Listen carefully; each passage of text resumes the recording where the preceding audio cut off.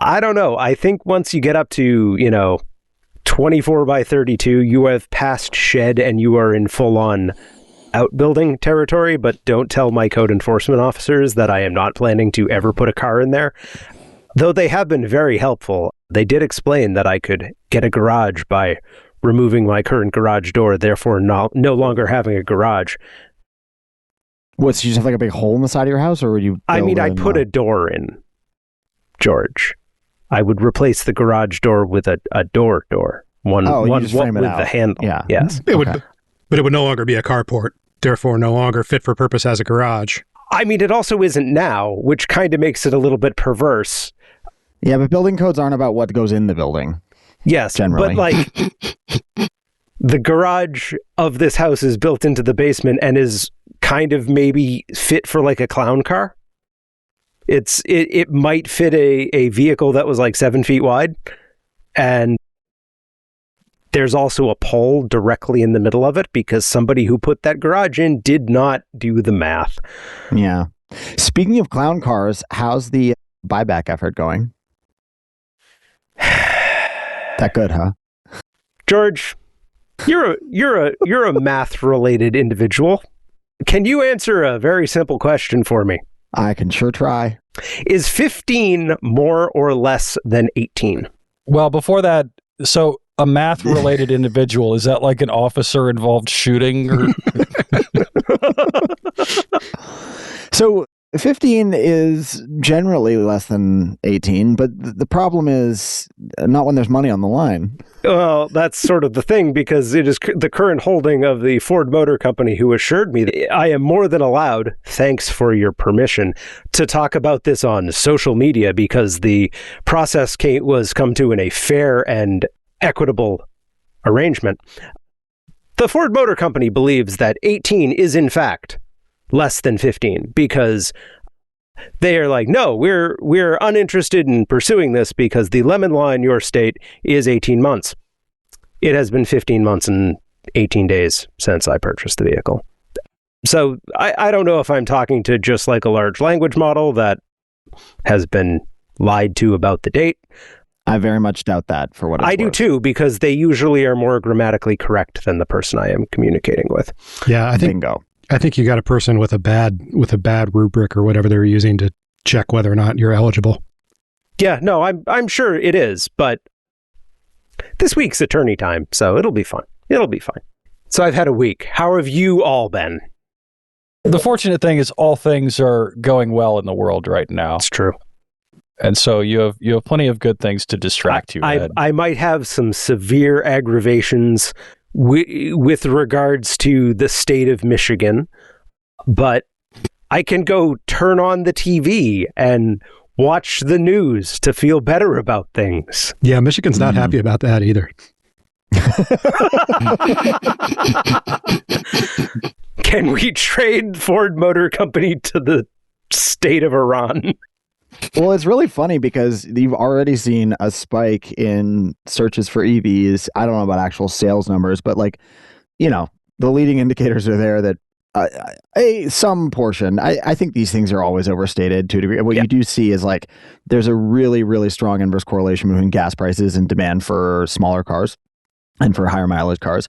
That's a thing in the sales data. So it makes perfect sense that gas prices go up. But we're not at gas prices that would typically be the level that you would expect people to dive into fuel efficient vehicles. But Edmunds has come out this week and been like, oh yeah, people are really searching for EVs. Holy smokes. So it's also funny because all the OEMs, GM, Ford, and Stellantis have all, and I think some of the Asian OEMs too, I'm not as sure about that, have all come out and said, oh, we're converting factories we had planned to do EVs into large format trucks and SUVs. And oops. So, what does gas look like in y'all's neck of the woods? I think I just saw diesel for $5 a gallon and unleaded for $3.60 something. We're about national average for gas prices usually. We're not far off national average here. Yeah, same. That sounds about right for DC. Yeah, we're at $3.56.9 or something like that. Yeah, that sounds about right for us too. As opposed to California, which, I mean, Rip, but they're different. Yeah. I mean, they do have much higher EV penetration, so good for them for that. But still, yeah, they get nope, a huge don't amount want of it. gas from overseas. So yeah, not great. Thank you, Jones Act. And the Rocky Mountains, because you can't run a pipeline over the Rockies for obvious reasons. It occurred to me the other day that I don't think I've been at an actual gas station more than once in the past 2 years, because our main vehicle is an EV, and I gas the other one up at Costco. So yeah, just no longer part of my use case. I do like convenience store runs occasionally, not like weekly, not even monthly, but more than once or twice in 2 years. But yeah, I have not been to a gas station in quite a while because my vehicle is a partial hybrid with a battery that has a chance of thermal venting. But I don't drive more than 10 miles each way.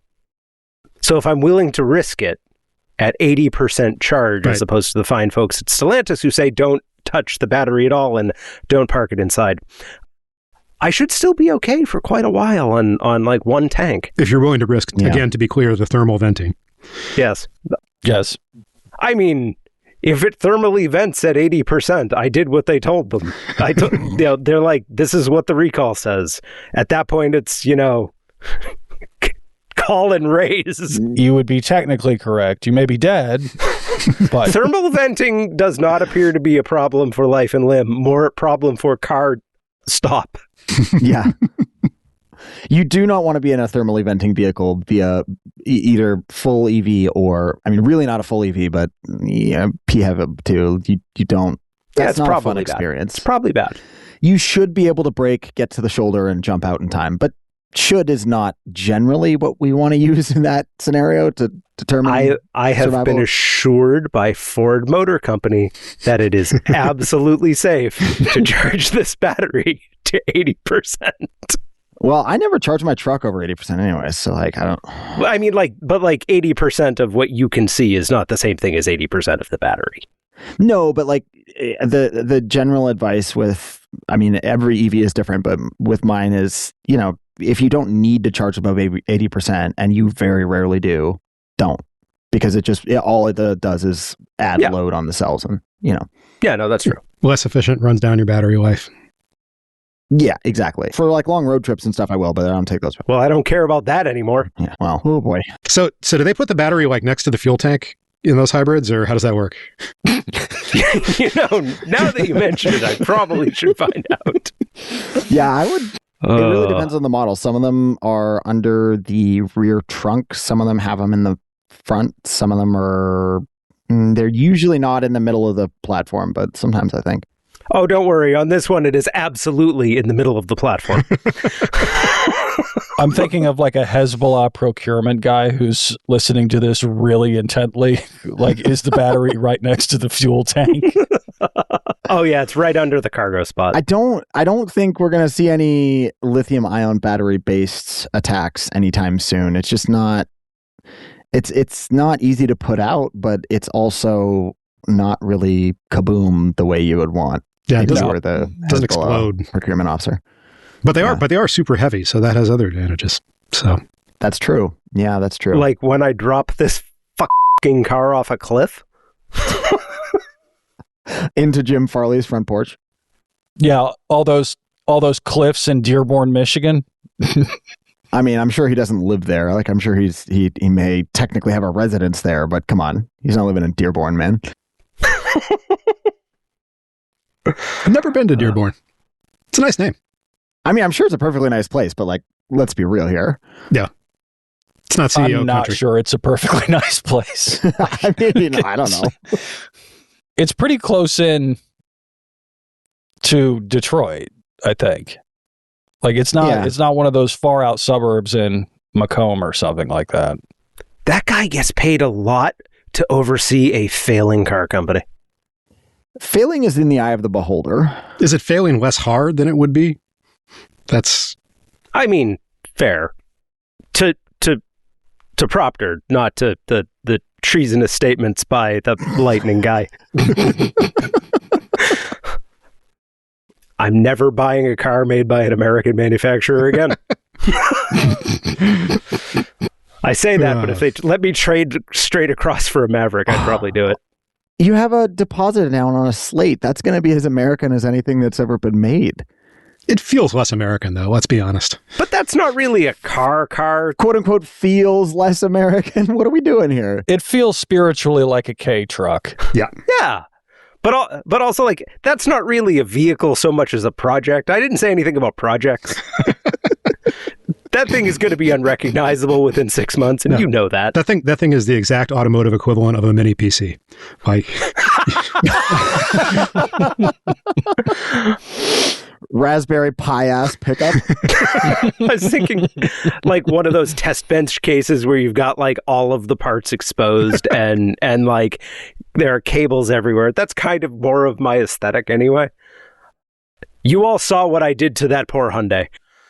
I watched a really great video on YouTube that will be up Ed's alley. Some guys tried to do the cannonball run in an EV.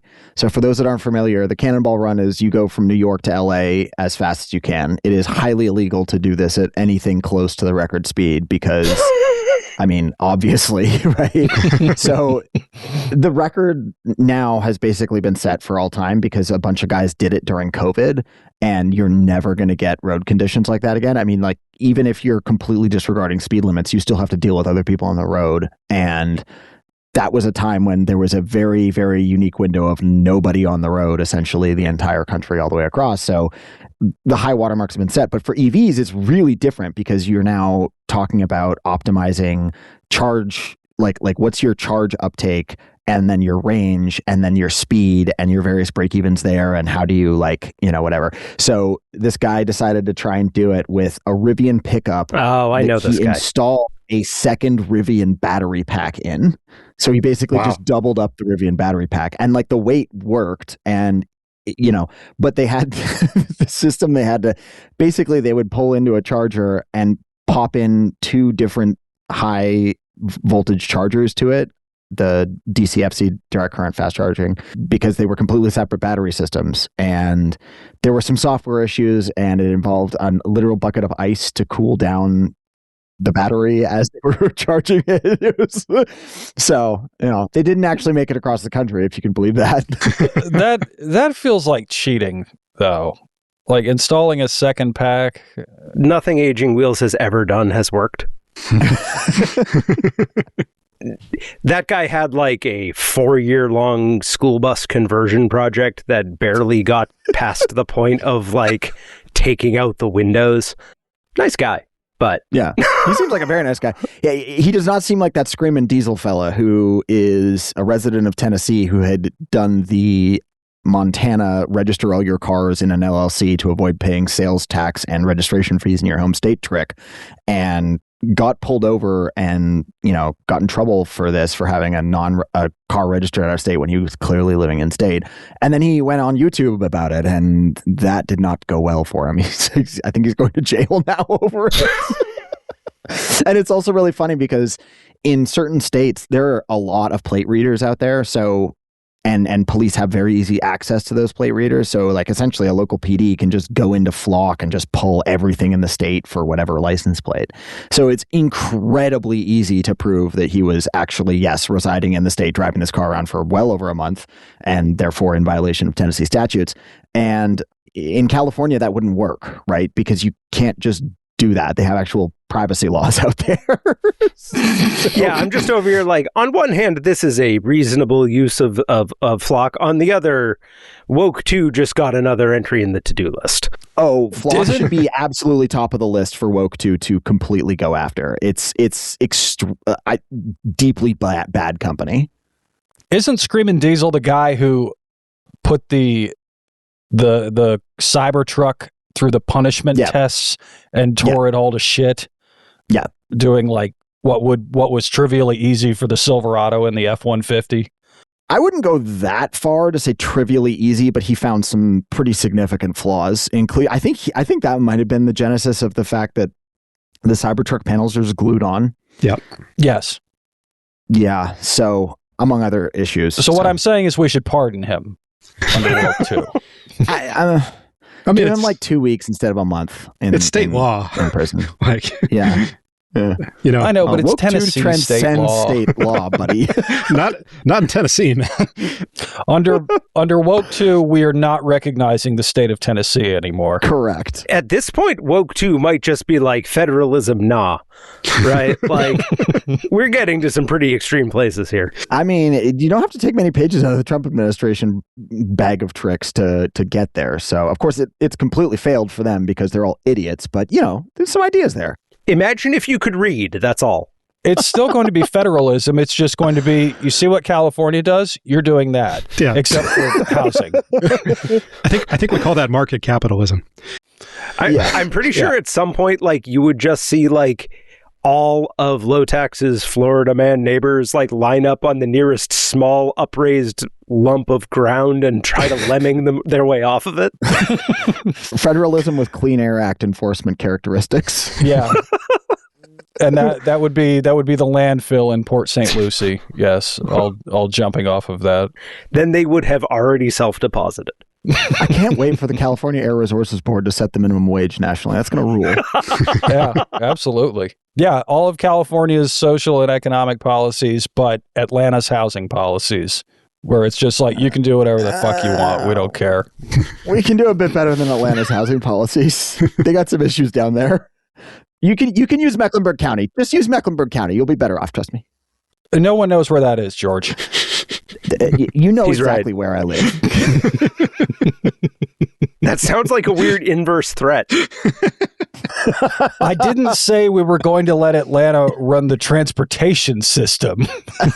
just the zoning policies.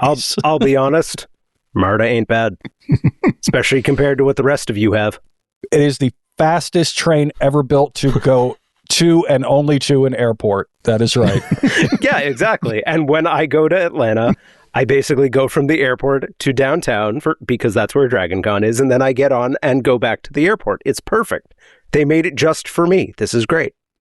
MARTA and the DC Metro are spiritually both terrible and pretty good in exactly the same ways. Yeah. And for exactly the same reasons, in fact. They're utilitarian. No one involved with MARTA had the whole, like, did you make the subway station? Yeah, really hauntingly pretty, just like you asked, type of thing going on. Instead, Haunting brutalism. it's just in whatever closet they could stick it. We will give DC props if they ever finally build that purple line thing. Where's that going? That is supposed Oh to. man, that's It's supposed to go a ring around the city so that you don't have to go like all the way in and all the way out. It's not going to do that. No, we need to do that. We might get like an arc connector on the Maryland side, but basically, well, yeah, I mean, I saw they were doing light rail Yeah. and a rapid bus or something on the Maryland side. But no, we need to do trains. We're going to put Hunter Biden in charge of that in 2029. it might go better under Governor Spanberger. We'll see. But like previous Virginia administrations had basically said, we're absolutely not doing this thing. It makes no sense for us, which is completely true. None of it makes any sense for Virginia, but it makes a lot of sense for Maryland. It would have made a lot of sense for me when I was a Virginian because I had to go from Eisenhower Avenue to Suitland. Oh, okay. Which could have been like, a 5-minute trip. And when I drove, it was a 5-minute trip. But instead, you had to go all the way in to L'Enfant and then all the way out to Suitland.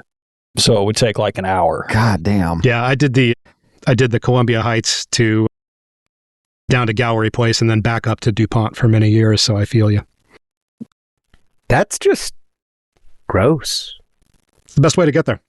I have to do something similar on Monday because I have to go do a thing that is directly between train lines, right? Like there is no way to get there unless you're going to do a bus. And for those of you who have never been in contact with the MBTA, the bus is what you do after you break both legs, right? Buses here show up when they want to. Sometimes they run even, but instead, I think I have to walk 2 miles in the middle of the workday just to get to this appointment. And, fine. It's only going to be pouring. It's fine. So I got another flock story for you guys that Oh no. that you may not have seen. that I'm curious your thoughts on, because I think it's actually I'm a little ambivalent about the case myself. This is a case in a Chicago suburb, I forget which one of the nice ones, where they are attempting to kick a student out of school for not living in the district, despite the fact that her parent has, I think it's an apartment in the district that they are definitely, or that they claim that they're living in, on the basis that there is a car registered to the parent that has been in central Chicago for like the last 4 months and has been being driven. So the argument here is that they don't actually live in boundary for the school, and therefore she's not eligible to go to the school on the basis of the car activity. Obviously, there's the ameliorating factor of, actual residents and they're paying property taxes in the district. That's a significant point of evidence to the other side. But, you guys all live in cities. Like, is this kind of jurisdiction shopping an issue for you guys, or is this something that doesn't come up? Well, I don't live in a city, so. CMS is, look, Charlotte is the opposite of Atlanta for exactly this reason, right? Like, instead of really balkanized, like jillion counties and every manner of different city and all that stuff, and people are trying to secede and whatever, it's the complete opposite. We're like, it's all Mecklenburg County. It's all Charlotte. I mean, I'm not like literally, there's, I think 6 or 7 little cities inside of Mecklenburg County that are their own, and then there's unincorporated Mecklenburg County, but it's all pretty much the same thing.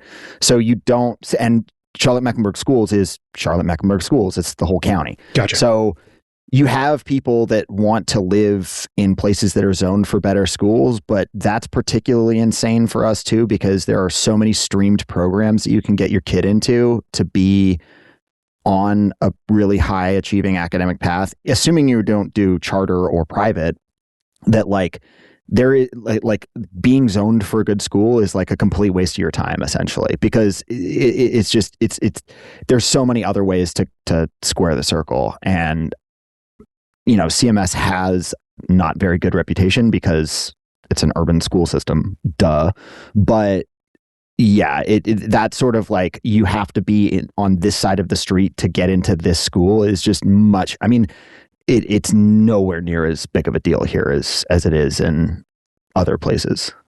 I don't know if it's still a thing here in Florida. When I was growing up, I had a friend who did a similar thing because everything was very much based on where you lived, unless you were going to a private school. Now, this is all sort of before the rise of charter schools too. But so I have no idea what it is these days. Although where I live, yeah, it's you go to the school that you live closest to, basically. It's a big issue in DC. It was actually a fairly major scandal a couple of years ago because a bunch of people who were fairly high up in the DCPS administrative structure were sending their kids to DC schools despite not living in the right places to send their kids to those schools. Some of whom I believe still lived in DC, but in the wrong place, and some of whom didn't live in DC at all. And, like, just from a straight, what license plates are you seeing on the cars at pickup look, like, I would say that there's not zero fraud happening there, but it's hard to be sure. But like most systems, you want a little fraud, right? Like, if you have no fraud, then like, are you over enforcing? You can have a little fraud as a treat. Yeah, I mean, it's contentious, right? Like, there are definitely situations where the part of me that wants to do right by people in terms of equity thinks that it's the right thing. Like if you used to live in DC and you move out to Virginia, but your kid is still in the DC school for the rest of the year, that seems like justice for them to stay in the DC school for the rest of the year. Yeah. But if you've never lived in DC, but you want to send your kid to a DC school for whatever reason, particularly if you want to send your kids to one of the DC schools that are in the nicer parts of DC, that are better schools, then that kind of seems like maybe you should be paying taxes in DC. Yeah, probably. Well, don't we have a solution for this? Like, out-of-state tuition is a thing for universities, so why shouldn't it be for DC schools? Like, just charge them. Like, yeah. No, I mean, that seems like a pretty good solution. An amount that not that many people will take you up on and solves all the problems. I do think, back to the original story, if they're maintaining a residence and paying property taxes in the district, then what's the issue? I don't understand. Like the primary, what percentage of your time are you spending in XY place? Like, Are they paying property taxes year round? Yes. Do they have a kid? Yes. Okay, great. Their kid gets to go to the schools. That's it. I don't see what the, and now, if they're renting an apartment in the district and, you can't necessarily like there's effectively like they're arbitraging it that way. Maybe it's a little different, but like you're still paying money to have a residence in the district. So like, I mean, that moves the is it fraud question to kind of a different level. Is like, are you fraudulently claiming that this is your address when it's not really your address? I think that what happened here is basically that they found what they thought was a good screen for people. And for whatever reason, in this case, it's a bad screen. I guess they said that they lent the car to a relative and that's why it's in Chicago. But anyway, it's getting litigated. So presumably the truth will out. Ooh, we could start a discourse on this about the Great Khan on Blue Sky. I bet we could get so many people mad at him about this. Just completely unhinged. I do think the thing with the flock stuff and license plate readers in general, because my neighborhood has a license plate reader. It's not a flock license plate reader. We own the server, like our HOA owns the server. So it's not going to get a random cop logging in to ping it. And that's the problem with flock, right? It's access control. It's not, if a court comes to flock with a subpoena, that's a very different thing, I think, for society as a whole than literally, Officer Prosciutto can log in and start looking for what his neighbors are up to. Yeah. Which, like, we know for a fact is happening, let alone like DHS, et cetera. So really, like, again, like the issue is unfettered access of law enforcement, which is, that's the same thing with cell phones or with, other data, the Claude Department of Defense stuff like that. Yeah. That's all in the same valence. It would be Officer Pierogi, not prosciutto in Chicago. I was going to say, how much overtime do you have to get to? You got Italians in Chicago. What are you talking about? But consider the amount of overtime necessary to get to Officer Prosciutto. Well, actually, I'm ripping that bit off of the Bodega Boys. To be clear, that's an old Bodega Boys bit. So, I have no idea who that is. You don't know who the Bodega Boys are? Not a clue. George, I'm not the normal one here. All right, we got Bodega Boys book club material for next time, or whatever the hell they are. Ed was like 12 when the Bodega Boys went off the air. No, the Bodega Boys went off the air like 5 years ago. Has it only been 5? Time doesn't matter anymore. You've never heard of Deezus and Miro? Like, really? Oh, I know who they are. When I know who Deezus and Miro are. I just didn't know. Yeah, so their podcast is called the Bodega Boys. That's how they got famous, is this podcast called the Bodega Boys, which was by far and away the funniest podcast I've ever listened to regularly, and the only comedy podcast I would even consider listening to regularly. And their bit for like the cop was Officer Prosciutto.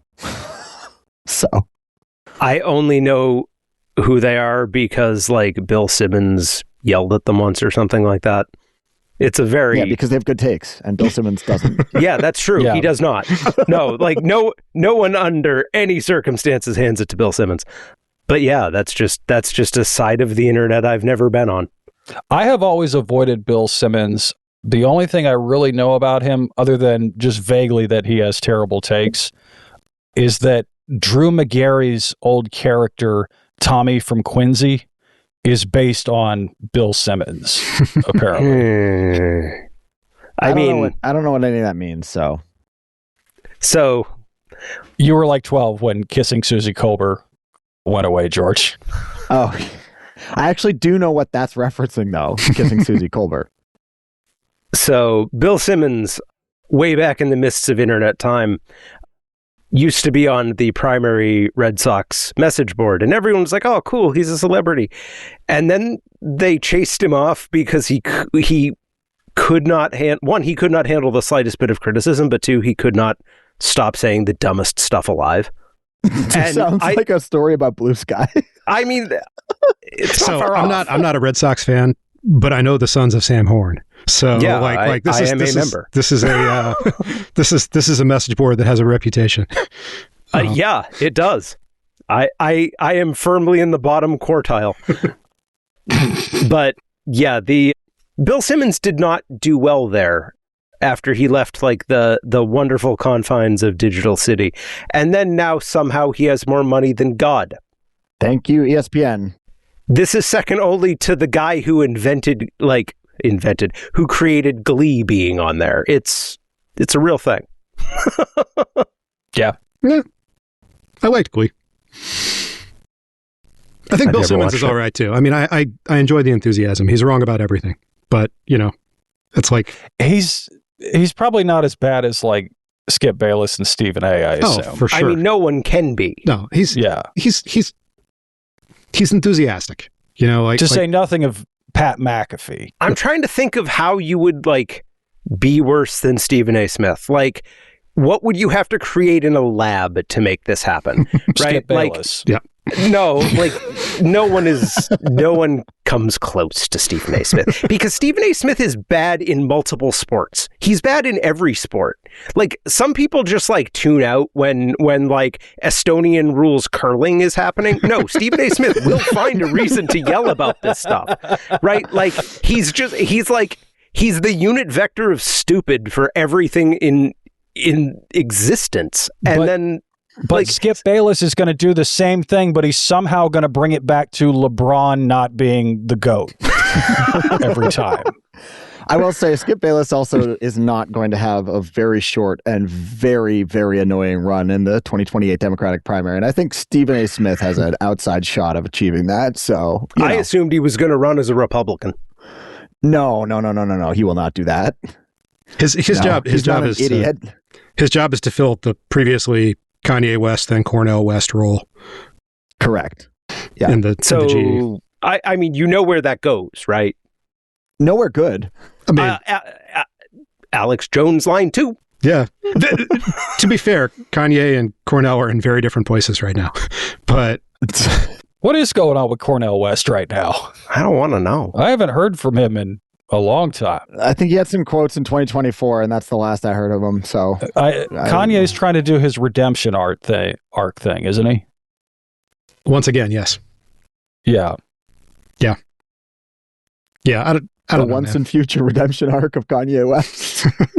Until next week when he'll get the Charles Manson swastika tattoo above his eyes. College Dropout was a great album, and it's a shame that he died in a car accident immediately after that. So Through the wire. I have to go now. My planet needs me.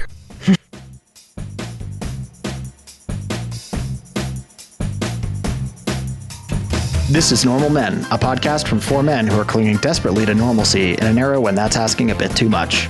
I'm George in Charlotte. in DC, I'm Propter Malone. In outer Florida, I'm Lowtax speedrun enjoyer. And I'm Ed in Boston.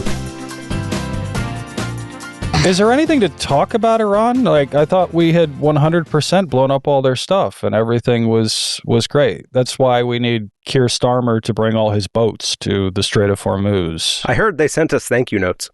Yeah. Yeah. Oh, jolly good. Off to the Persian Gulf, lads. I'm a little lost on whether or not we want the British boats or we don't want the British boats, because I've seen direct quotes from Trump in the past 2 days, both directions. So, I feel kind of bad for Keir Starmer because this poor fucker can't win for trying, right? I mean, I don't feel he's bad kept for Keir him out of Starmer. this. Yeah, you do not have to feel bad for Keir Starmer. No, I know know, he's man. a piece of shit, but he's kept them out of this stupid war, and everybody's still mad at him. it feels like I've underrated how difficult it is to be a successful Trump lickspittle. That if you're trying to keep up with his demands as a foreign leader, that seems like more than a full-time job. That he's gonna move the goalposts on you. He's gonna ask you to do one thing one day, a different thing the next day. If you ever displease him, you're gonna be hearing about it for months and months and months. And also, maybe he's gonna assassinate you. I guess that's on the menu too. Mr. Speaker, I do not know what he wants. Probably not Keir Starmer. Probably. Yeah, check back in 2028. London has fallen. What I heard the back half of the we're asking the British for boats question, but what boats are we asking for? They've got a carrier. So, they have 2. Yeah. Yeah, but a carrier doesn't really help you in the Strait of Hormuz. That's the thing. You need destroyers, right? you need some air cover probably, but you need destroyers. Like that's what you need. Maybe, I mean, even corvettes, honestly, because the thing you're protecting against is small craft and relatively slow moving drones, maybe some ballistic missiles, but and you just need a lot of them. You need like a lot of these things, and there just aren't that many of them. And the thing about, we talked about Hormuz and the volumes involved here last time, but you're talking in a normal week, something like 350 to 400 different tankers transiting back and forth through the strait. Yeah. These boats are extremely large, and you can't sail these things like you run train cars, right? Because they take, I don't know, like 10 miles to slow to a stop, something like that. I don't know what the stopping time for fully loaded VLCC is, but it's like miles. It's not like you can't just turn on a dime because you're carrying literally an ocean of crude oil, and that has a lot of momentum. And Propter is going to Claude now to figure out how long it takes to stop a VLCC. But the point is, when you're talking about very long boats that have to sail very far apart through a very narrow waterway that is constantly under threat from various, small craft. I think their blue water navy is essentially toast at this point. I'm willing to believe that amount of Department of Defense claims around what we've been able to bomb, because that's really, it would be hard for it not to be. Right. But then you've got Shaheds, and then you've probably got various formats of missiles, right? For a fucking $1 trillion a year, it better be. So you've got all, like, you can't, this is not running stuff through, when the Somali pirates were a big thing back in the day, right? Like, you can stop that with a couple of light naval assets because they're in outboard motor boats, right? Like it's not that, right? You need basically one ship per carrier per tanker, and there's a lot of tankers, and there's just not that many ships. On top of the risk of, like, if you're Keir Starmer, and again, I don't, like, UK public opinion on this is very clear that, like, they're not getting involved. But, like, imagine being the prime minister that lost a destroyer or a cruiser to Shaheds and various other asymmetric tactics from the Iranians to fix Donald Trump's war. I mean, they might bring back capital punishment. I mean, you would definitely get the whole, like, treatment that it wasn't the mayor of London. There was some UK town back in the day where if you gained too much weight when you were in office, you got weighed when you came in and weighed when you came out. And if you got weighed when you came out and you weighed out too high, you got subjected to a round of booing. And that, yeah. I see. Although losing a destroyer like that by a UK prime minister has such loser energy that I'm half expecting Starmer to do it now. I mean, they found a poll he can read. Yeah. Right? Like, now we're staying out of this one, right? And this is the dumbest frigging thing in my life. You're asking Korea to send ships. Korea. I mean, don't sleep on the South Korean military. I'm not sleeping on the South naval, Korean military so much as sleeping on South Korea's ability to project naval power multiple thousands of miles to their west. Like, I mean, fair, but it's not only their ability, their willingness. The willingness is a much different thing. Yeah. Are you guys sure he's not asking North Korea?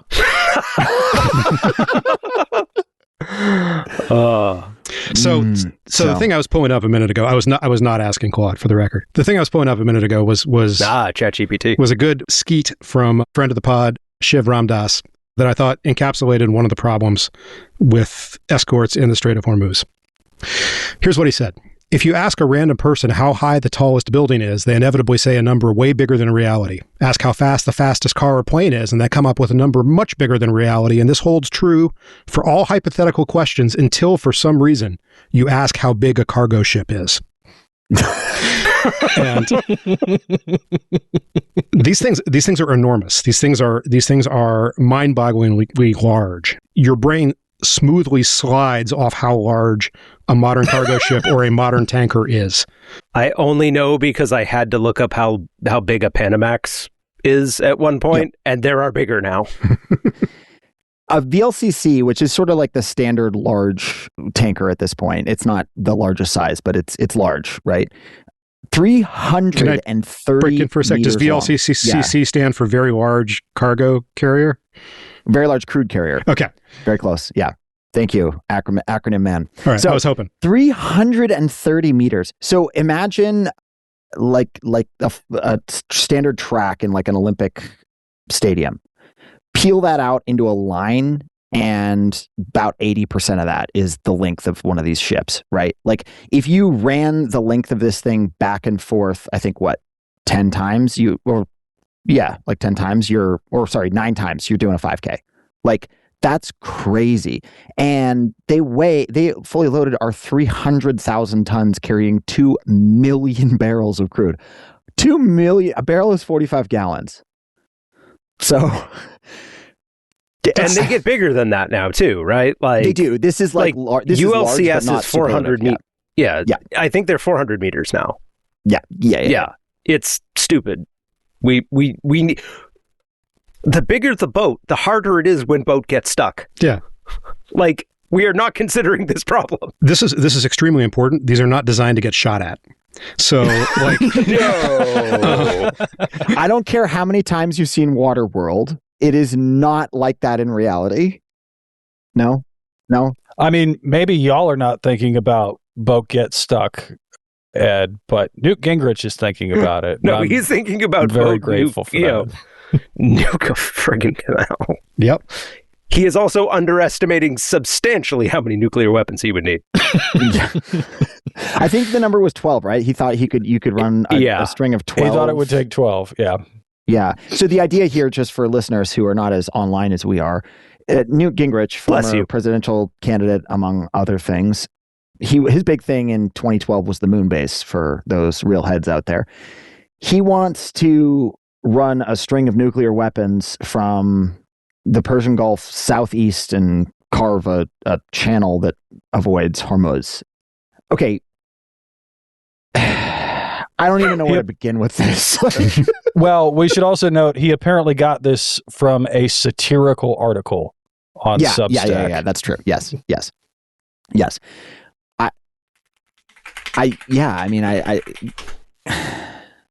that would not work. Let's just say that. I mean, that's the first thing. But even then, you're still not out of the range of Shaheeds. And if you create an alternative path, well, they're just going to attack that alternative path because it's still well within their range. Like, which is a canal that you can stop up by sinking something anywhere in the canal. Correct. Well, I mean, if you're building with nukes, maybe it's big enough that you could sail around one of these things, but probably not, right? Navigable depth. I don't know. Like, it's just... I'm treating this far too seriously because I had a couple glasses of wine with dinner, but like, Normal Men does not endorse nuking your way across the Arabian Peninsula in an effort to create a second canal. Is our stance at this time? And I'm pretty sure Oman kind of concurs with this. I think basically everyone except maybe the Saudis is not going to be involved in that. Newt Gingrich. The Saudis will be like, well, it's not us. So yeah, go nuts. Well, it's fine. We can't have Big Line City, but we can have Big Nuke Line. Yeah. So I like, there is no sign in terms of what other countries are saying, what the U.S. military is saying, what Trump administration officials are saying, that we're going to be able to provide any sort of cover for tankers leaving the Persian Gulf through Hormuz while hostilities are underway. They are also giving strong indications that there is no path to an end for hostilities. So great. 20% of global petroleum supply, actually a little bit more than that when you talk about it on a fuel like products basis as opposed to crude basis, but 20% of global petroleum supply. Awesome. I just love that they apparently didn't even think about this. That we didn't think Iran would close the Strait of Hormuz if we attacked them and assassinated all of their leaders. I have been hearing people say, but what about the Strait of Hormuz for my entire adult life? Yes, not an exaggeration. There is a Far Side cartoon about the Strait of Hormuz.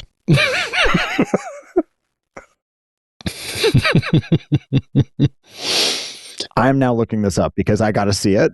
But like, that's got to be one of the first questions you ask, right? You're in the Situation Room going over plans or whatever. Like, surely one of the first questions you ask is, okay, well, what happens if Iran closes the Strait of Hormuz? That cartoon that Propter is referencing so good. was published 2 weeks before I was born. it's a good one too. So there's a white boat with a red stripe along the gunnel, and people partying with balloons and drinks on the bow. There's some sort of quirky battleship in the background. There are some mines in the water, and there's a couple of guys with that. I mean, they're caricatures of Iranians with mines in the back of what looks like a rowboat that has a machine gun mounted on the front. And the caption is, "Through a gross navigational error, the Love Boat steams into the Strait of Hormuz." And if you don't know what the Love Boat was, I'm not going to explain. Just Google it. We're not telling you. Try Google. Anyway, that should be a very dated cartoon, but unfortunately we're back there except for the Love Boat. So here we are. The Love Boat, it's like some crypto cruise. Yeah, I mean, like Fire Below Festival, Decks, is that a thing? Floating. Is that a reality show with like? Yeah. Below Decks, yeah. That works. So we don't have an obvious path towards getting the Strait of Hormuz any opener than it is right now. George, it's probably faster to think about what industries this is not going to torpedo, because like this is going to hit ag in a big way, right? Like this is fertilizer that is going to screw up crops. I thought I read something about how there is a secondary product that comes out. Well, there's sulfuric acid, which they use in frickin' everything. Yep. That, that's kind of your go-to for industrial processes. That let's throw some sulfuric acid in there. Yeah, it's kind of a big one. Yeah. And those Gulf refineries are where essentially it all comes out of. So not all of it, but a very significant portion of global supply. Helium is another good. Helium is something that's very useful in a bunch of industrial applications, and it's not as easy to find as you might think. Synthesizing it, I think, is also not impossible, but a real pain and really expensive. So helium is really important. That's where a lot of the world's helium supply comes from. You mentioned aluminum, urea, but even if it was just forget all that. Totally, that's a huge issue. Like petroleum alone, man, I don't understand why more people aren't panicking yet. And I think the logic is that, the strategic reserves will cover everyone until the war winds down, and then it'll be fine. And 2029? Well, right. So from the way I think about this is there's two things that you have to model. The first thing you have to model is how long does the war end or how last, right? And I have no idea. I'm sorry. Anybody that is it's going to last X amount of time. Stop. It's not worth talking about. We can talk about a range of scenarios and how you might get to each scenario and what you should look for to be indicative to moving to that scenario. Fine. But having a strong, confident belief about how long it lasts, given how the Trump administration is handling it, is just, and the complexities of Iran's internal politics, I just no, you're not credible. I'm sorry. No interest. Leaving that aside, you can't the petroleum reserves that the IEA orchestrated a release of last week. Let's take the U.S. example, which the U.S. is the big one, right? We said we're going to release 182 million barrels.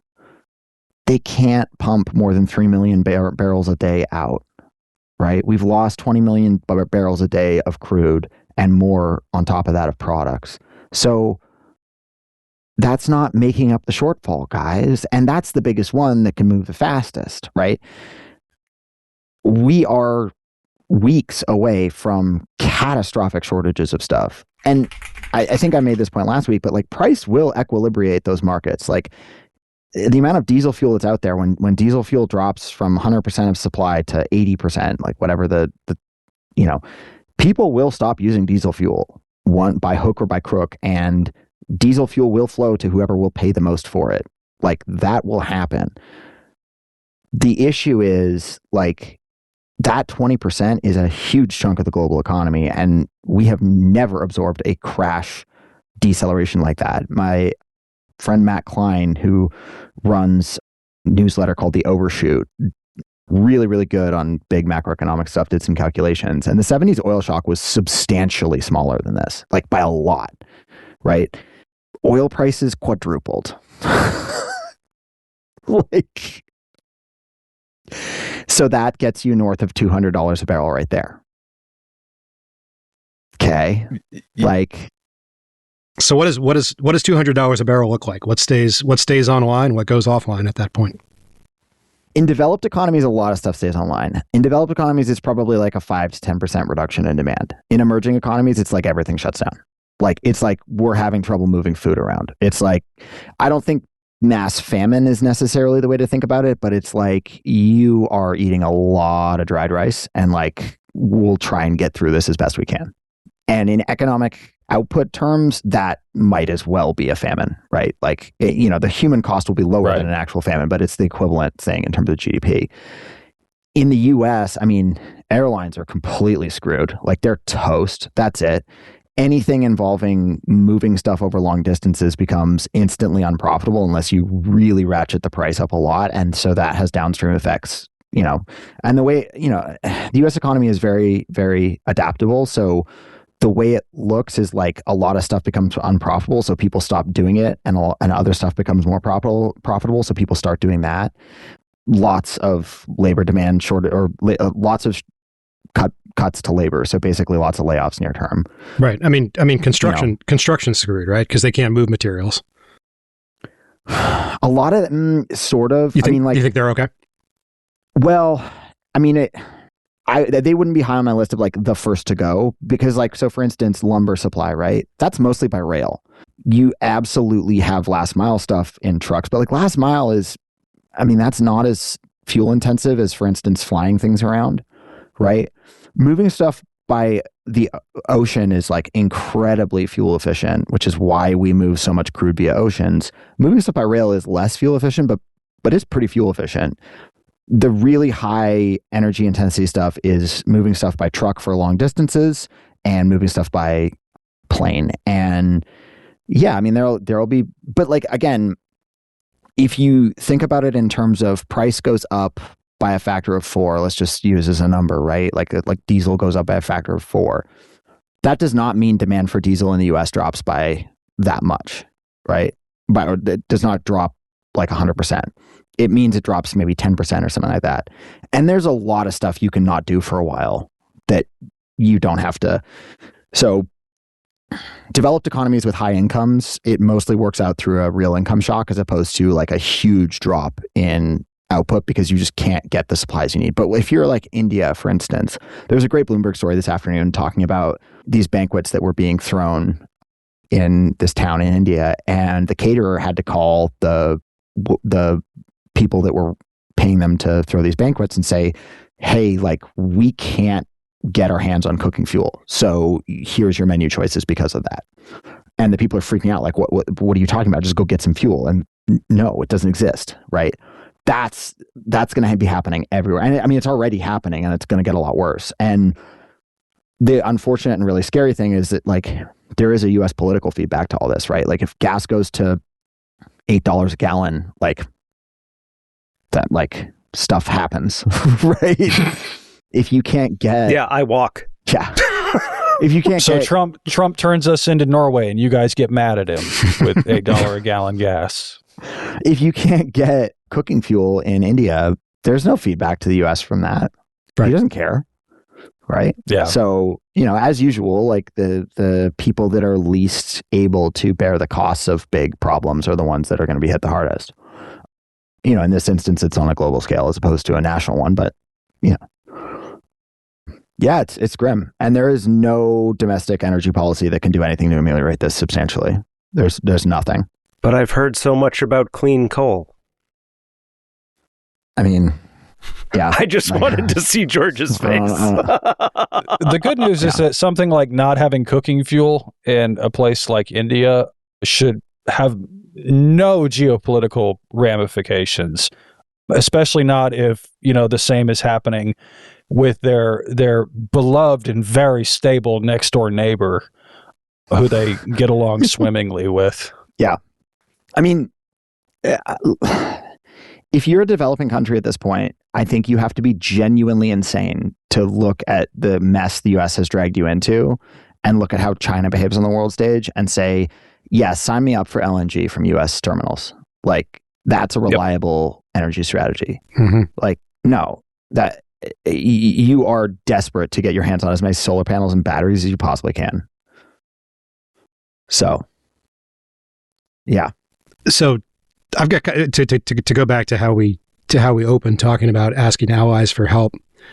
I've got kind of an ongoing conversation with a mercifully offline buddy, and he thinks that because the harms from the closure of the Strait of Hormuz are going to primarily accrue to people not the U.S., it's likely that we, the United States, are going to be able to lever other people into solving this problem for us because we're not so hurt. I'm on the other side of this. I think that basically we're gonna wind up doing what is going to be a tall lift on this to try to get it back open, and other people are going to. But what are they going to do? So his argument, which I want to be fair to, is that actors like China, like India, are going to suffer from this more than we will, and therefore, the Trump madman strategy of just saying, yeah, well, guess this is fucked, I'm out, is going to be effective in getting somebody else to solve the problem. That if he walks away, someone else will solve the problem. Like I said, I'm not convinced, but I want to throw that out there for discussion. That if the United States cuts and runs at this point, what does that look like? What happens? Well, hold on, because it's not just first off, there is no indication the U.S. is set up to cut and run. Right. So let's just say that. Second, it's not just the United States. Is Beijing gonna bomb Tel Aviv? They're as much of a problem right now in terms of Iran keeping the straits closed as anybody else in this equation. Right. So, well, I mean, Israel's in the process of buying themselves a second fairly large problem, which is full on conflict with Lebanon and probably with whatever is left of Syria. Yeah. And if they're lucky, not Turkey. We'll see how that plays out. I have grave misgivings about what's happening there. I think that. Yeah. Did you, not to get us off track, but did you see Naftali Bennett's comments on that? He seemed to be setting up Turkey as Israel's new Iran. Yeah. I mean, I think that's kind of an accurate gauge of Israeli sentiment. Yeah. It's not great. Just to be clear, NATO member Turkey. Right. NATO member who hosts U.S. nukes Turkey. Yeah. Also NATO member who has the second largest military in NATO, Turkey. Also NATO member who also happens to sit on, I guess, probably the third most important strait in the world for commerce. Turkey. Yep. Yeah, but we don't like Russia anyway. It's fine. Israel's just going through straits, man. I mean, we're going Suez first. We're doing tremendously with our straits. We got Hormuz, we got Suez, we got Bosphorus. Daya. I'm just waiting for them to get to Dover. Hey, maybe we'll get really lucky and Bibi will try and reenact Dardanelles.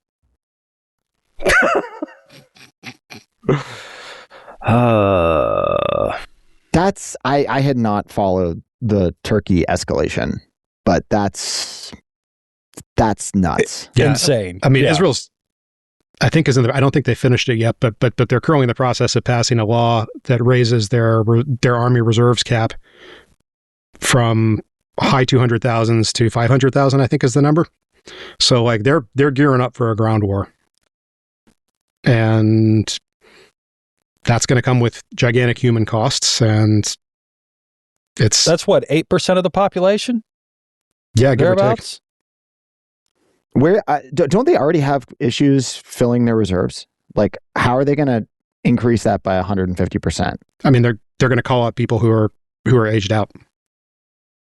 But do they think they'll get compliance? Like, is that not going to create domestic stress? No, they think they're going to get compliance. I mean, So Are they going to make the ultra orthodox go this time? maybe. No, come on. I mean, it depends on whether or not Bibi thinks he can keep his coalition that way. Like the background on this on the most recent Lebanon spat, because I think this has not achieved penetration for whatever reason, is that after the Iran stuff started, Lebanon started shooting at Israel again. They didn't shoot very much and they didn't hit anything, but they started shooting rockets and Israel went, oh hell no, and massively overreacted. Sorry, by Lebanon you mean Hezbollah, right? Hezbollah, you yes. mean Lebanon, yes. So, because just for listeners that didn't catch, yeah. So that's an important distinction in terms of in terms of who the opposing actors are, or at least it was at one point an important distinction in terms of who the opposing actors are. It's not an important distinction in terms of whose territory Israel is invading. Yes, agreed. Yes, So, yes. And previous to that, there was a ceasefire that was holding pretty well with Hezbollah, with Lebanon, with munitions crossing that border. And anyway, so Israel massively overreacted to what was legitimately an attack. I mean, there is a new casus belli here, but it doesn't justify anything like the amount of mobilization that you're seeing out of Israel right now. And it's going to cause a massive refugee crisis, and it's going to be terrible. It's terrible all around. So there we are. In a country that is already dealing with 15 years of a refugee crisis pouring into their border from Syria. Correct, yeah. Which is also getting a big chunk of territory bitten off by Israel. Yes. So, and I mean, I think at least it seems clear to me at this point that territorial expansion is a significant part of what Israel is trying to do here. Whether they want larger buffer zones or whether they want just more land, I don't know. But they're trying to bite a big piece off of both Lebanon and Syria. So not great. Not great. Yeah, although Turkey is a few orders of magnitude Turkey would be crazier much worse. than, yeah. And capable. Let's just put it that way. And also a NATO member. Trust me, I have not forgotten that there are, in fact, at least 5 articles involved. Probably more, but who reads past number 5? Look, 5 is the one they We talk pay about. Dutch people to read the rest of them. It's fine. Like those fine Stellantis gentlemen. No, those are the French, not the Dutch. No, the Stellantis people are Italian. No, they're headquartered in Hoopstad or something. Oh, they're headquartered. Yeah, because of all the stupid European tax law. But I think the leadership is all French, though, aren't they? Oh, I think the CEO is an American. Poor bastard. Oh, they are headquartered in Hoofddorp. Wow, good pull. I looked it up the other day because I had to make fun of them. I've never even fucking heard of Hoopdorf. It's spelled Hoofddorp. So if you want to make fun of a name, that's easy pickings. Apparently, it's like an old. It's a evacuated, chunk of former ocean. Like half the country. Some good windmill work there over past centuries. Mm. All right. Well, now I'm depressed. Yeah. Thanks, guys. I mean, he launched this war, and then Iran went, "We're going to close the Strait of Hormuz," and now he's like, "Wait, no, not like that. You can't do that. That's not fair." I mean, Iran literally had one move, right? Well, I mean, I guess they could have started firing a bunch of stuff at Abqaiq and places like that too. Yeah, I mean,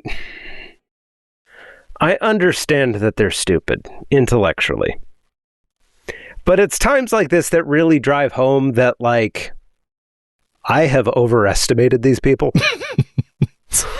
Yeah, everyone I has. didn't think I could. Yeah. Yeah, I don't think there are many people who have a lower opinion of these people's intellect than the four of us.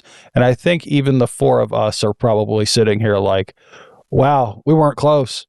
They're much dumber than we thought. I want to be extremely clear that when we say these people, we're talking about the American administration. I don't have opinions about the quality of Iranian leadership right now. I would amend that to include Israeli leadership. Sure, yeah. Thank you. Also Israeli leadership. Fine. Yeah. Amendment is friendly. And like, let's keep in mind that he's doing this from approval ratings. They're about as low as he ever hit in his first term. Like, it's not like he had plus 30 approval ratings and has like made a mistake and nuked. Like, he was wildly unpopular before anything involving Iran. Maybe don't use the word nuke here, George.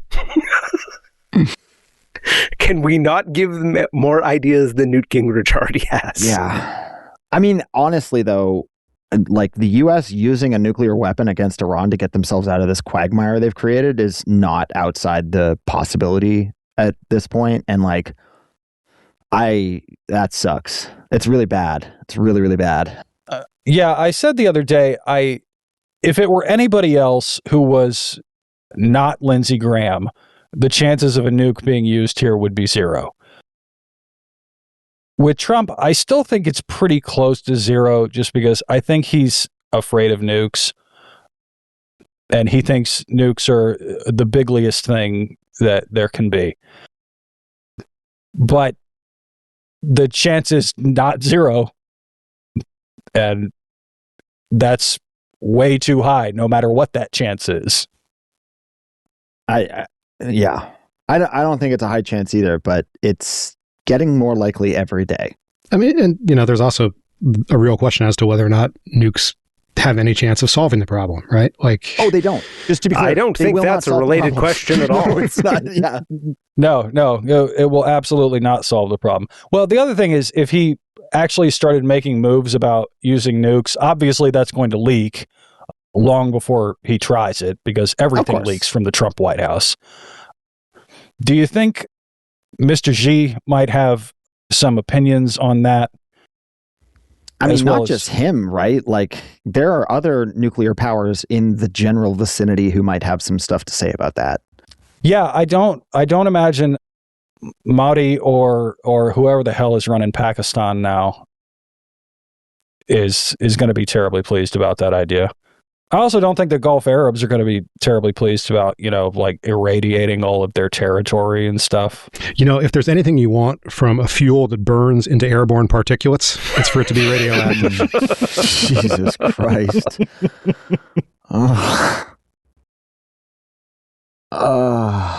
So you're saying it's the green option. Watch him cut and run, just declare victory and start getting the hell out. And then Iran's like, no, we're not done here. I mean, you get back here. Like, I think that's a significant risk. I mean, like, Iran too. Iran is stepping on the artery of Iran is stepping on the neck artery of the world right now, and they are in a position to where they have every incentive to try to extract some kind of concessions, whether it's from the United States or somebody else, to help them rebuild, because they've just gotten hit by a lot of bombs and are continuing to be hit by kind of a lot of bombs. Oh, kind of a lot. Also, is that a scientific term? Let's remember how we got into this situation, right? Like, the U.S. used peace negotiations as a pretext to prepare for the strikes, right? Like, as cover to prepare for the strikes, right? So saying, oh, well, we're not going to do this anymore ain't going to cut it with these people. Like, especially if Israel isn't part of the deal, and Israel is not going to be part of that deal. Particularly since we also successfully killed the parents, wife, and child of the leader. So, and disfigured, apparently, is what they're claiming. That's what they're claiming. They're claiming there's no... But they're claiming that for some, like, weird, like, turbo... psychosexual fascist... Yeah, turbo-fascist boner reasons. Yeah. That might be like Book of Revelation stuff. I don't know. Fuck. The look on Propter's face when he just very, very deadpanned. Oh yeah, Book of Revelations, as if like Book of Revelations motivating the people running the U.S. defense strategy is like, yeah, just that's how it is, duh. I mean, that is how it is. That is how it is. That's absolutely what the psychiatric is. But that's why your facial reaction is just like, oh yeah, no big deal. Like that's what killed me, man. You're exactly right to make the point. George, you are the person on this podcast most likely to use the phrase "priced in." Yeah, not in this case, buddy. Not in this case. I mean, so that's another interesting thing, right? So like we're talking fairly apocalyptically here, and I'd like to think the four of us have a couple brain cells to rub together, and if anything close to what we're talking about is the truth, then why is oil still only $100 a barrel? Just remember that financial markets can have weird psychology. And the other thing to remember is that positioning is really important. So when a week ago, we recorded an oil traded briefly to around $120 a barrel. It then sold off down into the 80s throughout last week and is now back over 100. When you have a sort of a huge vol event, like a big spike in price or a big decline in price or whatever, what that tends to do is clear out positioning. So people that were really long, take profits, and people that were really short take profits, and what's called like gross exposure comes down. Like there's less leverage because volatility has gone up. So you want to be less leveraged to price because it's riskier, right? That is very clearly to me what happened in crude this past week. I don't think the US government is selling crude futures, which is something that has been speculated about. I think there's actually quite good evidence that they are explicitly not doing that. And I think that you just got to remember that markets are really bad at going from point A to point B when point B is something that was unthinkable a week ago or 2 weeks ago, or we're now in week 3 of this thing. So, 3 weeks ago, we use whatever. Saw the exact same behavior, global financial crisis, COVID. I mean, people forget, right? COVID was a real, like, everyone knows we are having a global pandemic in February of 2020, and markets made their highs in the middle of the month, right? Like, we didn't see real mass selling until March. So just keep in mind that, first off, guessing where markets are going to go next in the short term, day to day, is really hard. And you have to have a lot of experience managing risk to take advantage of that. So saying, oh, well, you should just be buying crude futures right now because you know it's going to go to $200. Well, it might go back to 80 first along the way, right? Can you hold that position down 20% when it looks like for whatever reason you're wrong, even though you think you're not? It's really hard to do, right? So just don't be too self-assured about this stuff unless you're actually managing the risk around it, because I promise you it's much harder to do than it looks. Like, it's way harder to do. I just wanted to add that in, because I've seen a lot of people talking about how stupid markets are being, and markets are a lot of things. Stupid is not one of them, right? They behave in ways that are dictated by stuff that you can't always see, and it's really, really hard to take advantage of that unless you really know what you're doing and have a lot of information about those markets. So just see, George is giving you advice, but consider this is your opportunity to take possession of 200,000 barrels of crude or die trying. Not financial advice.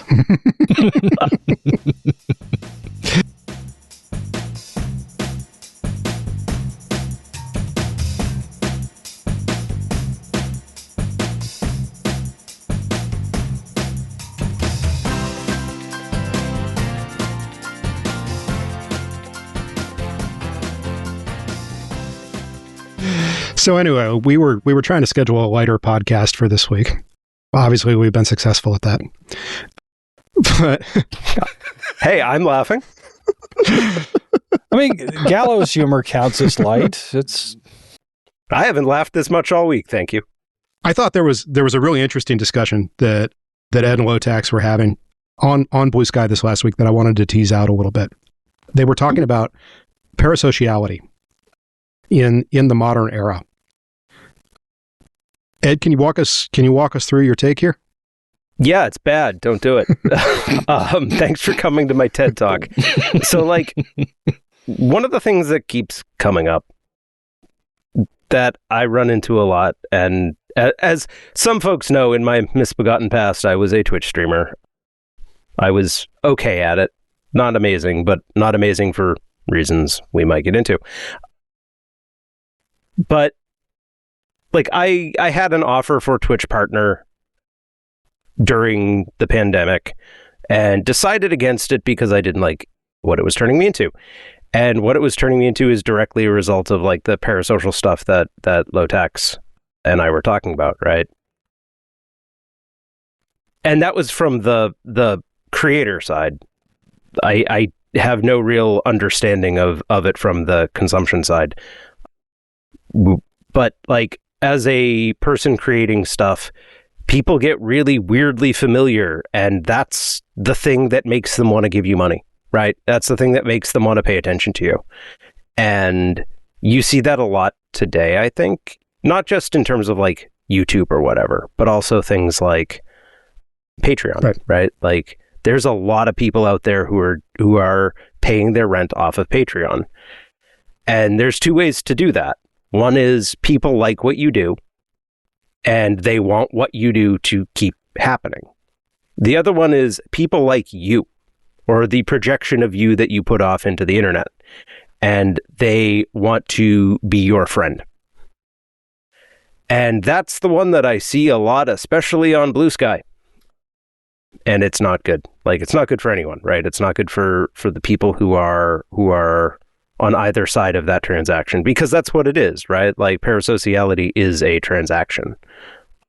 And I think Lowtax might want to jump in here, because like I think this is one of the interesting / terrible parts of the internet these days, is that in order to pay your rent, like this is a very common problem, like for like creative types, and we all see it every friggin' day. Yeah, it's bad. Like, see, you're not, we're all in agreement. You're not friends with people on the computer box. It's just some schmuck on YouTube in, you know, Brooklyn or wherever. They're all from Brooklyn. Yeah. Well, everyone is from Brooklyn, Ed. I mean, as we all know, if you work in any kind of media, you are from Brooklyn, unless you are from Dime Square. Yeah.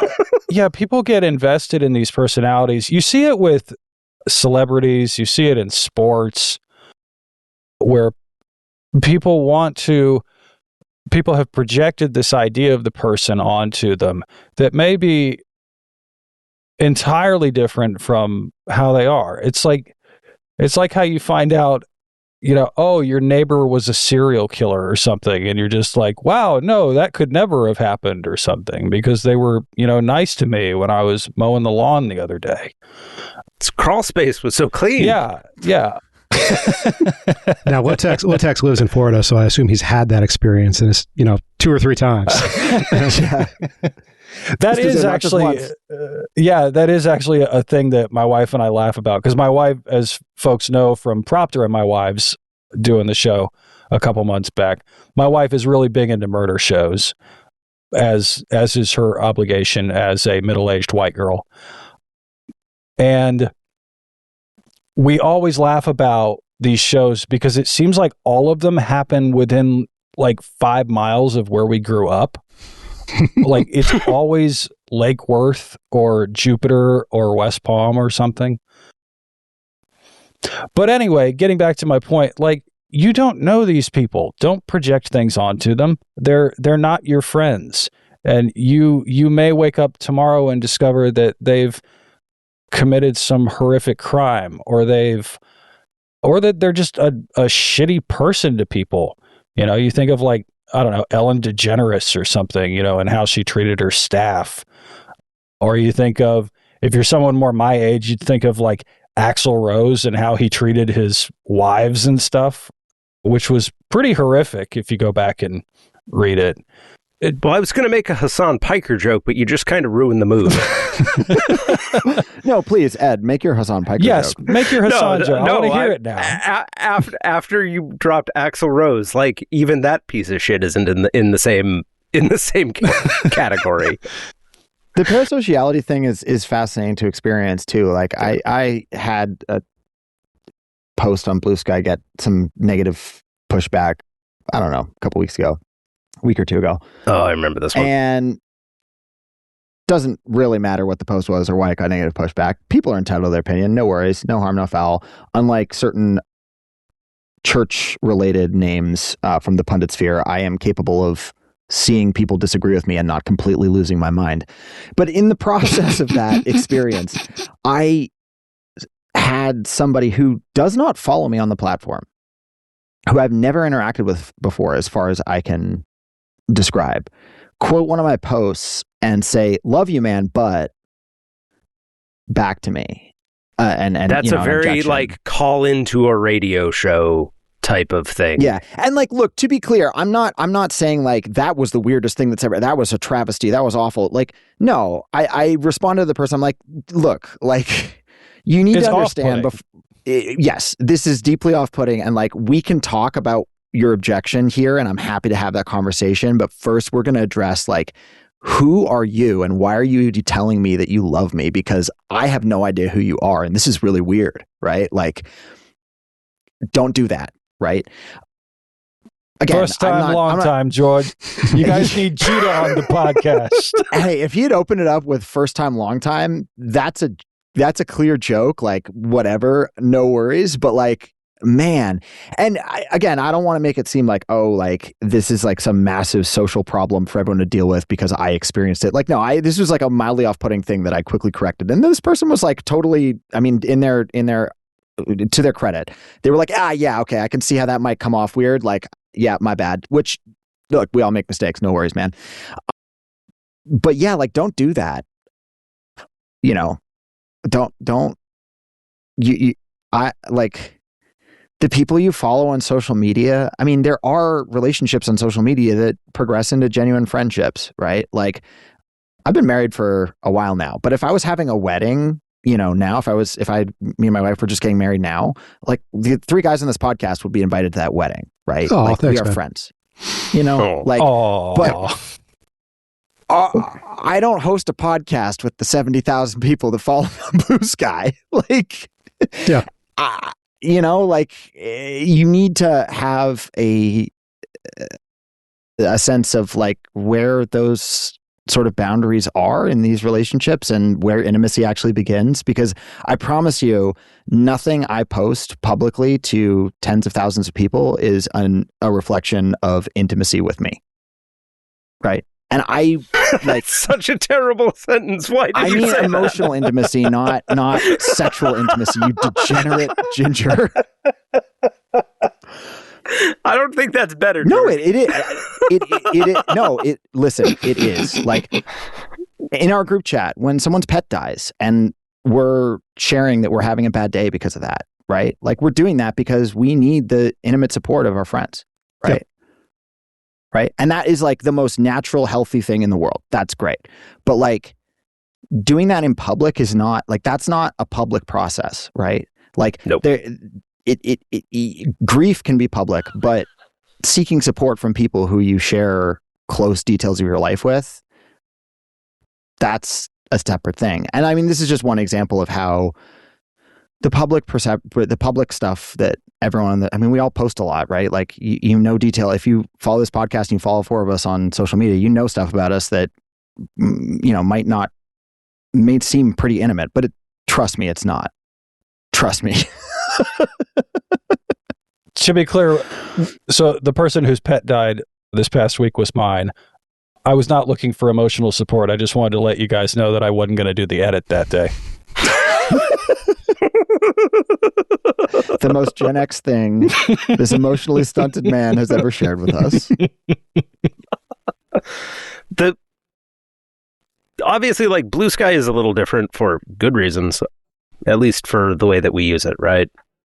One of the things that you see a lot of in things like Twitch, especially, are because that's like a live platform, right? And they also have wired up things like the financial side directly to it, right? Like, there's subscriptions, there's donations, there's all that stuff. And one of the things that I did, because I mean, yeah, sure, COVID's going on, but I have a startup job. I am very well compensated. I'm doing streaming stuff for fun. I'm doing it because it's kind of a community thing more than anything, right? I was running tournaments for fighting games. And the point was not to make it about me. It was that, like, we were doing it, we were running tournaments, we were having competitions. But there was still a lot of people who insisted on like subscribing, and I never touched any of the money, right? Like I threw it into like whatever pot was going on because I was already seeding them. So yeah, I guess it sort of blunted what I was paying, but not really. Because like whatever, like $20 a week, $50 a week to do something fun, because the part of it that was fun for me is I was having my friends on to color commentate, right? Like I was shooting the shit for 4 hours with my friends, kind of like a podcast, and we would also be able to make fun of really bad video game play at the same time. But then like people started to get really weird about it in terms of like, oh yeah, I subscribed to it, so I should be able to be a tool in the chat. And then they act shocked when you're like, no, get out. And that has like a chilling effect on the other parts of the thing, right? Like I was not interested in follower counts and stuff like that for Twitch because I cared about like making money, right? I kind of accidentally got to partner because like 100 people would show up every Friday night, and technically that means you kind of get there. But like it was a damper on the parts of the thing that I wanted, which was, hey, people are having, good games. They are doing interesting stuff. More people should watch this. But because I didn't want to take the money, I explicitly was like, do not donate to me. Throw money into the pot if you want. That had downward impacts on all of the metrics around would they show it to more people? Because it's kind of like how on YouTube, right? Like any interaction is good, but on Twitch, specific interactions are weighted much higher. And, like I pretty early on was like, no, I will take that trade. But it became really, really kind of, there was a ceiling that happened just because I wasn't interested in making money, which parentheses meant Twitch wasn't making money. And that is the sort of thing that I then watched a lot of people get really twisted up about, right? Like a lot of people I know who did not need the money either started really chasing it because that's the signal for the thing they actually did want. And you see that a lot. Blue Sky doesn't really have a profit motive unless you are verified by a particular American in Germany. We'll leave that one for future detectives. But real heads no. They do. But we added that in just for you, Theo.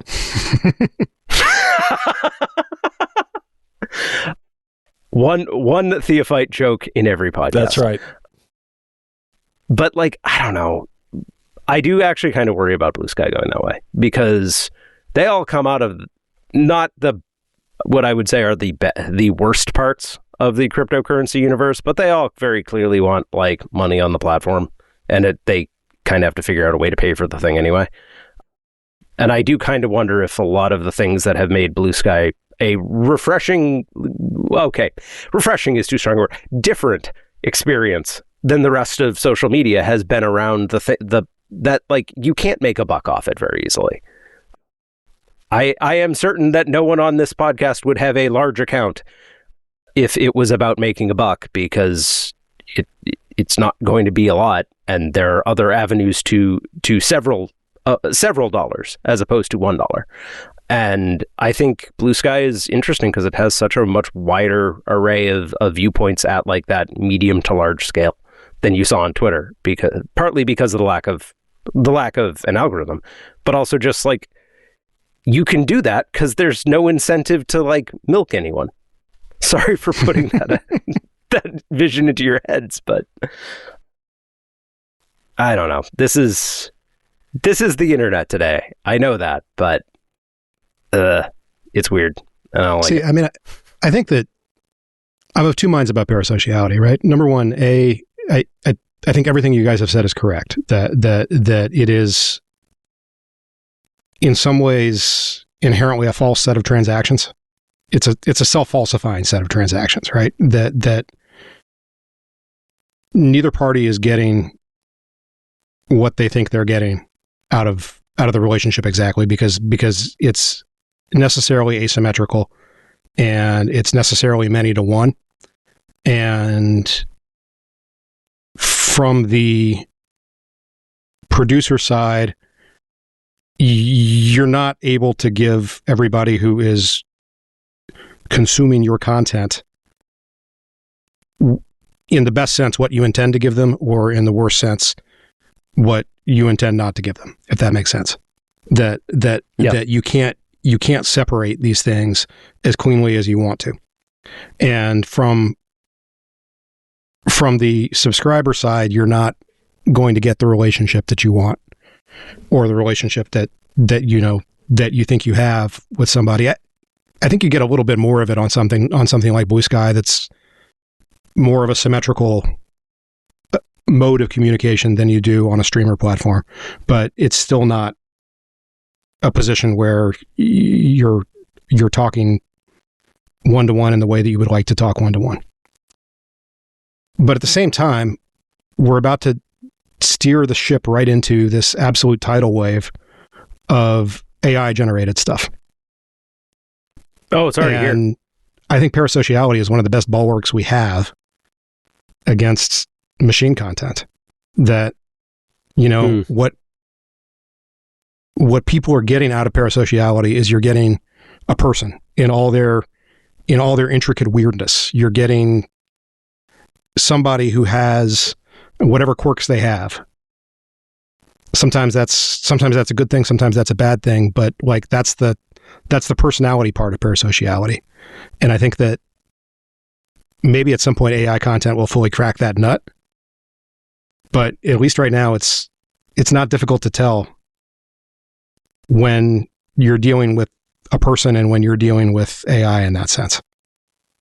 Tell that to all the MAGA chuds who got conned by that AI soldier girl who was in the... I don't think they got conned, dude. I think they wanted to get conned. Maybe. Yeah. The thing about what you said, Propter, and I agree with it for what it's worth, is that that's exactly the currency that is being used by every shithead in order to sell things, right? Like, if you look at all of the influencer platforms, like native advertising is everywhere now. But it's all for trash, right? It's all for betting markets. It's for crypto. It's for like fly-by-night mattress companies that may or may not have their product light on fire in your house. As opposed to, delicious canned cheeses, for instance. But yeah, like we or plug-in hybrid get electric at vehicles. I think that's an anti-advertisement. Yeah, I think. Yeah, but that one will catch fire in your house though, like the mattress. Right. But like one of the things, so like that YouTuber that George was describing earlier, I know who he is. Like I said, seems like a nice guy. I've talked to him a couple times, but not like we are not friends. But so I actually stopped watching that guy's stuff because one of the things that he did was he took sponsorships from BetterHelp. BetterHelp are slime. Let's go with that. What? They have sold like information about their customers as marketing data. What is BetterHelp? Oh, sorry. BetterHelp is like a online therapy type of thing. They assert that everyone is trained. I am not going to question that at this time. Better as in better or worse, not better as in gambling. Yes, correct. No. Okay. Better help. Sorry, I'm more gooder right. help. I'm trying to figure out. I'm trying to figure out how. Not BETTOR. Yes. I'm trying to figure out how predatory this is. I thought you were online enough for this. How have you not heard of these people before, Propter? They have advertised on every podcast in the past 5 years that takes advertising dollars. I don't listen to any podcasts that take advertising dollars. That's also fair. Okay. But like, so that's not true. I listen to the podcast my kids listen to, but BetterHelp doesn't advertise on those. So okay, I would hope not. Yeah. Not yet, anyway. But yeah, so like they were like selling marketing data about their customers, and some of that was like very, very closely related. Might have, I cannot say that it was therapeutically related, but there are questions, and so. One of the side effects of that was that there was like really bad snapback in terms of like any creative type who was doing an advertisement for BetterHelp. And one of the things is that guy in particular had used it as a customer. It was like, no, I think this is a good service. And that is his right. That's a charming kind of parasociality. It's also why I don't watch stuff anymore. Because, no, sorry. And like, those kinds of companies are using that exact weirdness. Because that guy in particular, I say this positively, weird dude. He bought a place with like a shed big enough to tear apart a school bus in it. That's where we're at. But like, yeah, and that is directly a pipe for whatever mid-range crap sponsorship type stuff. And that's exactly what you're describing when you say like people's weird stuff is going to be AI resistant. Yeah, and that means it's going to be the pipe for the ads. And I don't know how you square that circle. I mean, I kind of do, but like it sucks, right? Like, because the way you square that circle is you avoid content creators, and I hate that phrase, but it kind of applies here, who need advertising, which basically means that you are talking to well-off dilettantes like the four of us who don't need the money, right? Extremely apt description of this podcast. Yeah, that's fair. Yeah. When he's right, he's right. I have 3D printers going to go print lamps right now, okay? I am the most dilettante here. Your shed is larger than my first apartment in DC was. Probably better ventilated, too. Yeah. Almost certainly better ventilated. But like, yeah, and like that's not a great single point of view to be getting out of these things. But also at the same time, I'm going to skip every one of the ads, and like I have given the sponsor block guys for YouTube money, because it's like I don't want any of that stuff in my life, and eventually that's going to catch up to that advertising too, right? Because ad blocking cannot be stopped, and at that point, like you're really getting down to the what are you willing to pay for? Yeah. Because I said this on Blue Sky earlier this week. I spend $55 a month on Patreon, and I don't even look at any of the bonus content for really any of it, or any of the early access or any of that stuff. I'm just like, I like what you do. I want you to continue doing it. Here is a couple of dollars. And that's a reasonable point of view for me to have, but like the rest of the internet sure doesn't have it. Just ask anyone who posts an archive.is link to a paywall article on Blue Sky, because they all do. No one wants to pay for anything, and at some point that music stops. I think we are closer to the end than the beginning there. Yeah, I mean, I think it's going to be interesting to see how some of these financial models realign during an AI age, right? Like, if content generation gets as cheap as I think it's going to for swap content, and there's not significant differentiation between AI produced content that, and when I say swap content, I mean cheaply produced AI content. Not, I think you can do elevated things with AI. That's not what I'm talking about. I'm talking about the volume play. Ads on those on a viewer basis are probably going to be a better bet than ads on other things, because the cost of the content is going to be low. You don't need to worry about your creator dynamics because you've got a ghost in a jar that is making the program for you. That's kind of a bleak future. Yeah. But and George, your kid is getting to the age that you're gonna swam into this pretty soon if you haven't already. But like, swap's already there for like kids YouTube, and has been for a while. Been there for a decade. You think my 3-year-old is getting unrestricted access to YouTube without a parent present watching whatever she's watching? Oh, okay. I mean, get ready for Coco Melon, buddy. Oh, no. Let me be very clear here. Obama voice. Let me be clear. There is no chance Coco Melon is being played in our house under any circumstances. It is absolutely banned. That is very, very bad media for small brains. You just, and there's so many, and large. Well, I proportionally, I think probably fewer large brains watching it, but whatever. Cocomelon for You're on Blue Sky, sir. Yeah, okay. Well. Cocomelon, if you're not familiar, is kids video content on YouTube, and there's been some really interesting breakdowns of it I've seen that compare and contrast it with something like Bluey, right? Bluey, if you're not familiar, is a TV show for kids about dogs.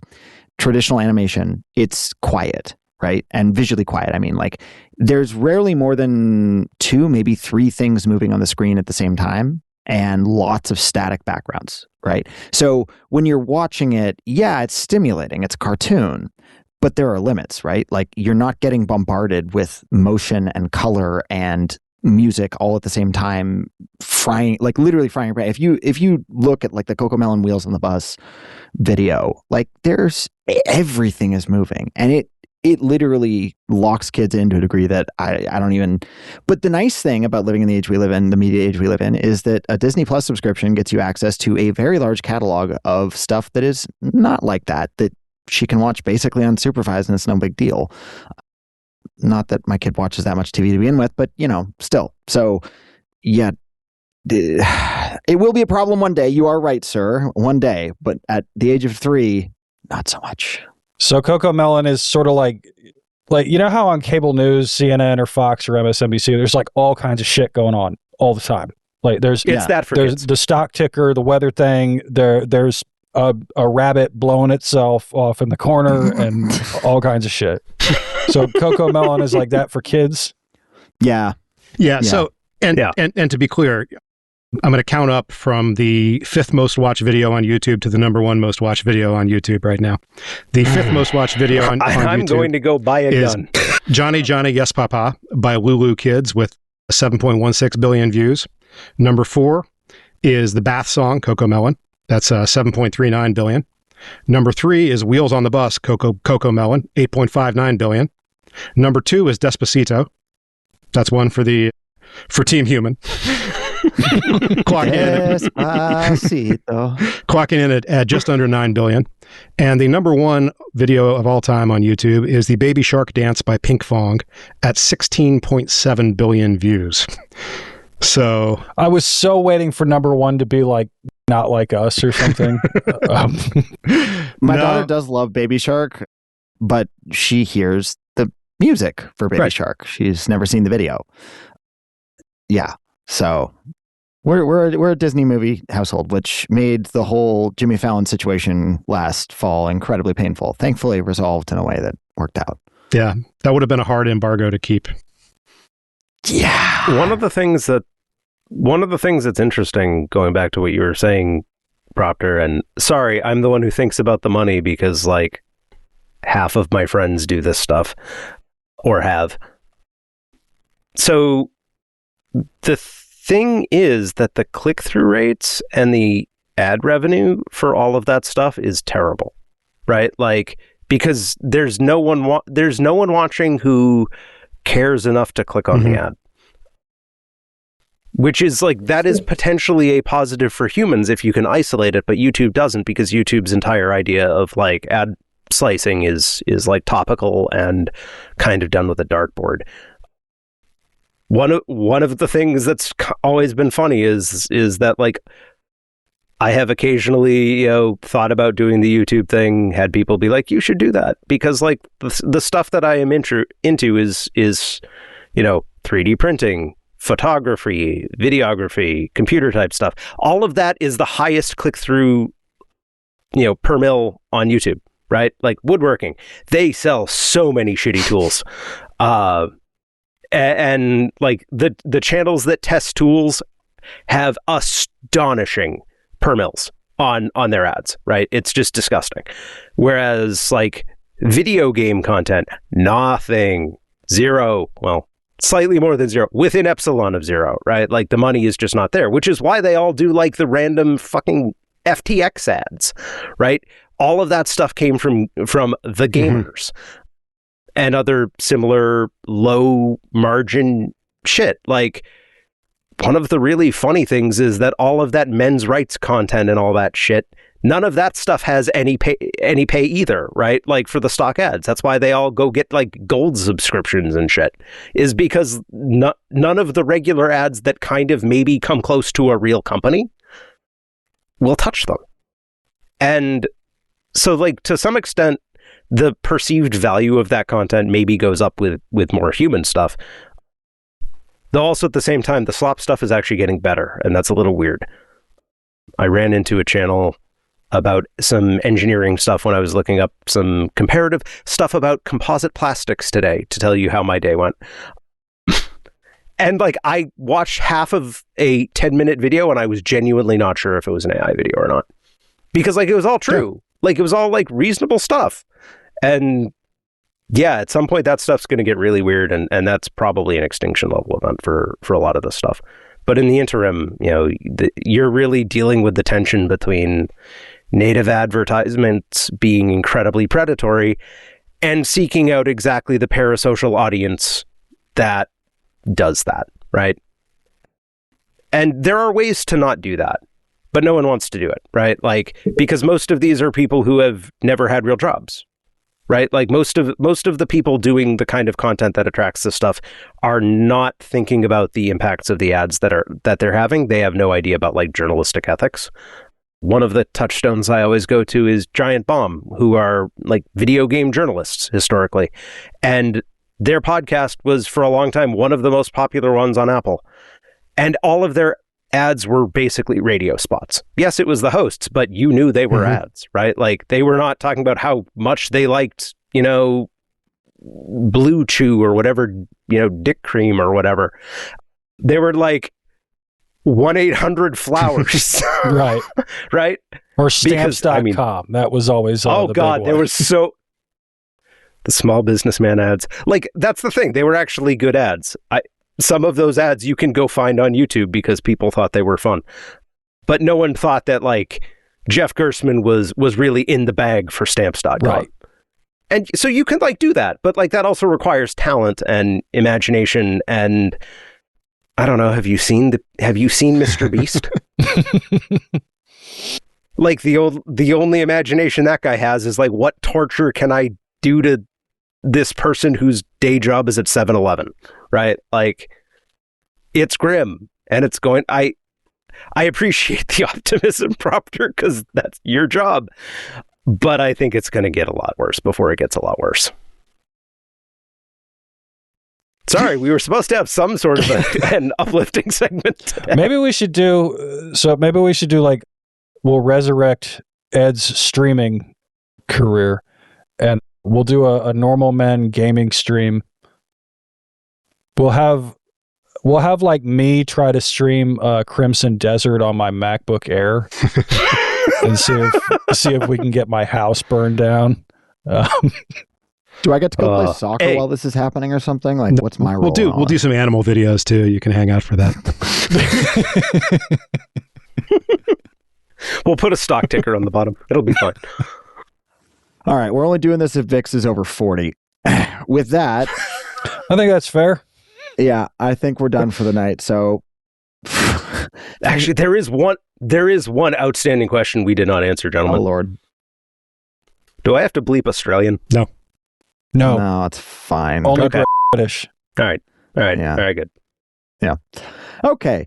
This has been Normal Men. If you enjoyed getting parasocial with us and learning that the world is about to end and follow-up question, why? Yeah. And hearing about Ed's really, really regrettable interactions with the Ford Motor Company, you could write a review wherever you listen to this podcast, or you could subscribe to it, or you could share with your friends, or you could do none of that and just listen to us again next week. Whatever you feel like. If you do have a similarly bad experience with the Ford Motor Company, please leave a review. With the Ford Motor Company, not us. No, like leave a review for us, but do tell us about your experience. Can you not recruit a class action through our podcast reviews? Yeah. Yeah. For Normal Men in Charlotte, I'm George. In DC, I'm Propter. In Outer Florida, I'm Lowtax speedrun enjoyer. In Boston, I'm Ed. Stay normal, y'all.